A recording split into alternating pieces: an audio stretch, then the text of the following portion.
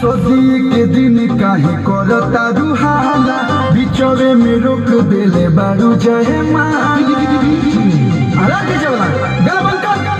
अरे सदी के दिन काहे करता रुहाला बिचौरे में रोक देले बारू जय माला गाँव समाज जुटल राज आज खोली। साफ सुथरा बात बताओ कि तू पति के साथ रहो कि लवर के साथ रहो? हम लवर जी को रहो।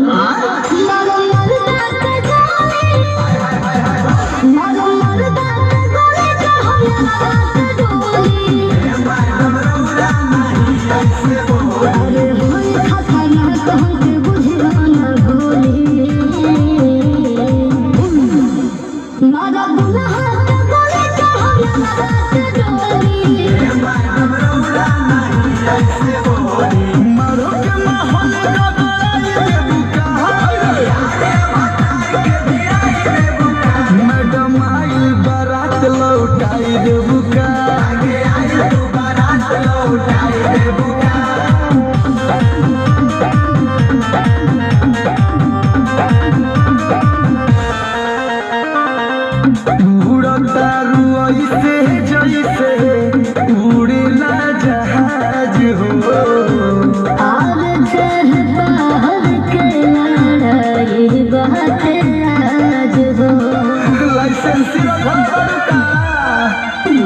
बुलेट न 10 लाख नोट हो अपना लवर जी के भी कैसे चोट हो शादी खातिर बात तोड़ पे चले बाखोरी तोरा की कोनो डरावा आवता धमकावता बताओ के करा साथे रहबे हम लवर जी को रहो। ना मन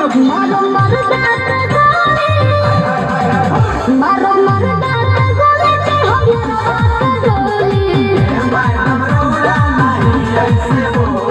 जीवन भर यार हम सब बोझा ढोली खिया देले बा कुछ मारो दुल्हा के गोली ते हो